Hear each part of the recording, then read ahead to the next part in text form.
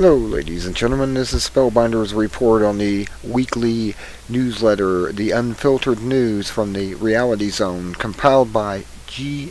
Edward Griffin, well-known writer and publisher of books like The Creature from Jekyll Island and other things. For this week, January 7th through the 13th, 2012, this week's comic strip. Symbol for nuclear power. Symbol for Iranian nuclear scientists. Bullseye. Anywho, let's get to the headlines for this week. And we start with this headline. Florida man is charged with contempt of court and jury tampering and faces 6 months in jail for sharing information near a courthouse about the right of jury notification. The right of a jury to decide the correctness of the law as well as whether or not someone violated that law. There is no law that prohibits providing this information outside the courthouse, only a decree issued by the same judge who now will hear the case against the man. The judge decreed that the only place information can be shared is in a so-called free speech zone, a football field away from the courthouse. Activist post, January 13th. Now you understand yet. You will. India implements a nationwide biometric ID program for its 1.2 billion residents to be used for payments and trade. It is the first step towards a cashless society. The government claims it only wants to prevent identity theft and welfare fraud.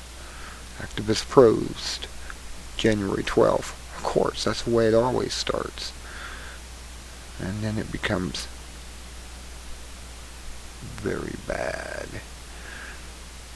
Disgusting video of U.S. Marines urinating on Afghan corpses goes viral and has become a recruitment tool for the Taliban terrorists. Yes, thank you, American, for keep invading countries we have no right to be in anyways to begin with, and so on and so forth. Daily Mail, January 12th. Oh, just making these psychotics and stuff out of these people. I mean, you keep them over there, 7 years? 8 years they've been over there? Their minds are gone. They're going to start doing weird things like this. Video. In 1993, a filmmaker videotaped a soldier at a military base that teaches demolition. Later, he discovered that it was Timothy McVeigh, who was executed for blowing up the Oklahoma City Federal Building in 1995. This film was shot a year after the government said McVeigh had left the military. It is another piece of evidence that the official story about the McVeigh is false, and that in spite of the fact that he was portrayed in the media as a right-wing nut who hated America, actually was a government operative with top-secret assignments. Prison Planet, January 12th. Iranian nuclear scientist is assassinated by a car bomb. Once again, Iran blames the Israeli Mossad, the CIA, and Britain's spy agencies in this latest death. There have been 4 other killings of scientists linked to nuclear development since the early 2009. Israeli military warns Iran to expect more unnatural events in 2012. Daily Mail, January 12th. U.S. Department of Agriculture is covering up research that points to bear pesticide as the cause of global bee die-offs. Natural Society, January 12th. Better see this. This is killing off the thing that pollinates everything. If you don't want to get out there with a paintbrush to have food, you better stop these people from killing the bees. Here is a resolution by the Republican National Committee against the United Nations Agenda 21, which is a plan for wealth redistribution, confiscation of private property, and loss of national sovereignty. It is a great resolution. Now, if only the top Republicans would do something other than pass resolutions. RNC Post, January 12th. Greek austerity measures resulting from excessive government debt and systematic bank fraud are so severe that some parents are abandoning their children because they cannot afford to feed and care for them. Daily Mail, January 11th. U.S. Warren Buffett offers to match any voluntary donation to help pay down the national debt made by any Republican member of Congress. This is in response to a Republican-sponsored bill to provide that option on the income tax form. Buffett says they are merely grandstanding to look good. We agree, but so is he. January 11th. Yeah, this is a big scam here. He's saying, oh yeah, we need more millionaires to pay money, and he's not paying nothing because he's offshore. U.S. The Department of Transportation is being sued by the Electronic Frontier Foundation for ignoring Freedom of Information requests about drones used to spy and track Americans. This is a Raw Story article, January 11th, and it's very good. We are being tracked and traced, and these things can carry weapons systems, these drones. Anyways, California. Obama's Department of Justice is cracking down on illegal marijuana dispensaries. The struggle between California and the feds is heating up. Yeah, it's between the state law now and the federal law, which I think the state laws trump federal, if I understand my federal laws and state laws. The states actually are what we are all together as, and that's a 5-mile district of criminals. So, Libertarian News, January 11th.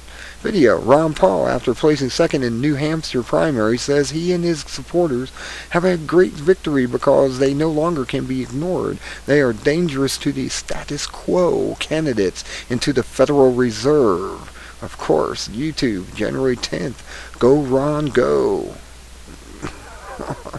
U.S. The Department of Agriculture approves Monsanto's genetically modified corn that is said to be drought-resistant despite over 45,000 people who publicly opposed it on the grounds of environmental and health safety.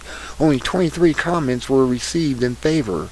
Clearly, the government is more responsive to Monsanto than to public opinion. Natural News, January 10th. U.S. Federal Appeals Court blocks Oklahoma from insisting that only American law can be considered in state courts. The ruling opens up the possibility that Muslim Sharia law and international law may be used instead. The two things are wrong with this. One, the federal government has no authority to tell the states, which are the creators of the federal government, what laws they must use. Two, the state and the federal government are bound to their own constitutions, which are the foundation of American law. Any other law is beyond the power of their creation and existence. That's right. It's the federal law against the constitutional laws of the state. MSNBC, January 10th.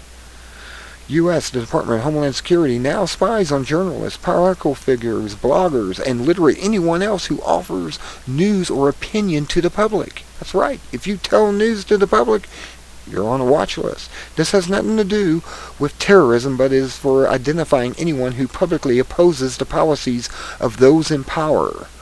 That is the hallmark of totalitarianism. The Blaze, January 9th. Very true. There's several articles out there covering that. The UN has added dozens of new proposals for totalitarian world government based on the myth of global warming. This is the final to-do list of global elitists who intend to rule every human on the planet, and soon. What's up with that? January 9th.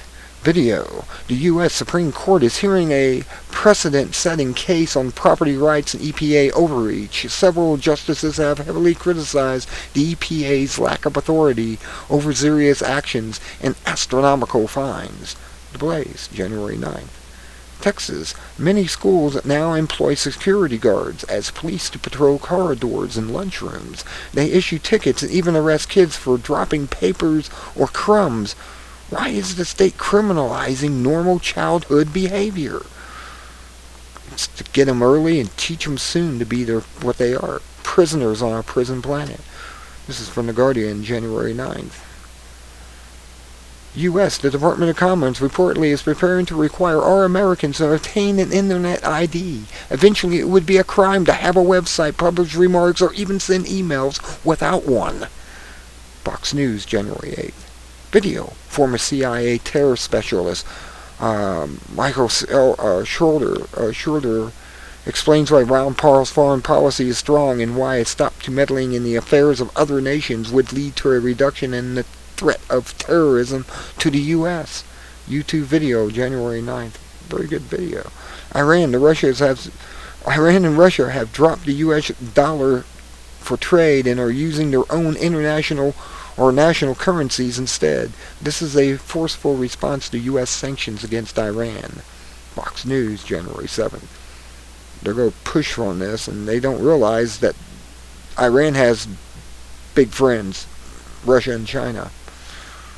We don't have the power or the money. We're Rome ready for the fall. If we go to war with Iran. Video, New Hampshire debate. Ron Paul tells Newt Gingrich he is a chicken hawk and says those who have never served in the military should be prevented from sending others off to war. True. I agree. I was in the military. I agree with that. You have to be there to understand why you shouldn't have war. YouTube, January 7th. Video, U.S. Alex Jones presents a case for believing that the government is attempting to reduce the population through the deliberate addition of toxic elements to food, water, and everyday products.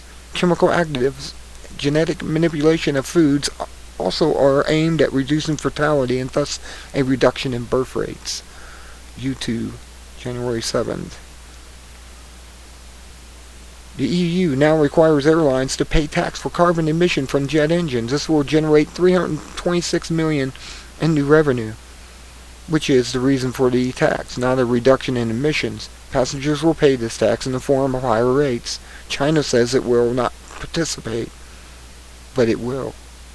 Raw story, January 7th.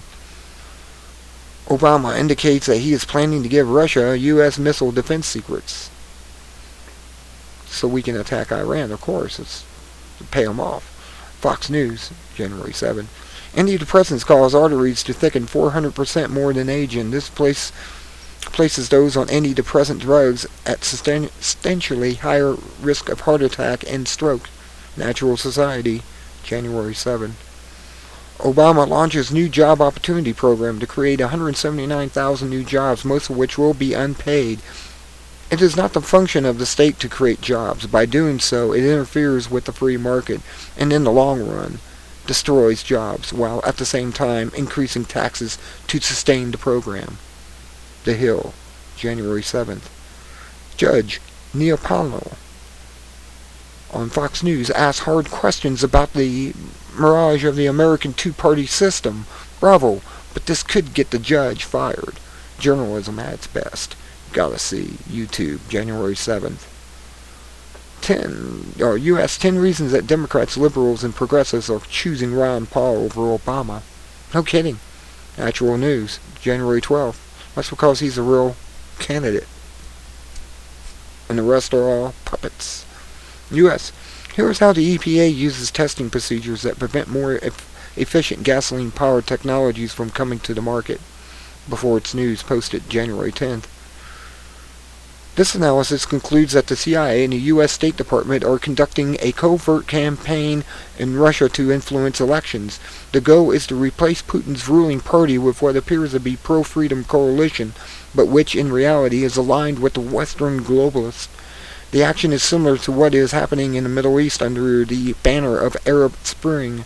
Rents, January 9th. U.S. 17 reasons that a vote for Mitt Romney is a vote for the New World Order. True. American Dream, January 3rd. Well, that's the headlines for this week. And this is the great photo for this week. Click to be amazed. Until next time, this is Spellbinders reporting on the Unfiltered News headlines you may have missed from the last week. Until next week, be good or be good at it. And I'll have a link to this down in the description underneath the video on YouTube. Until then, good day.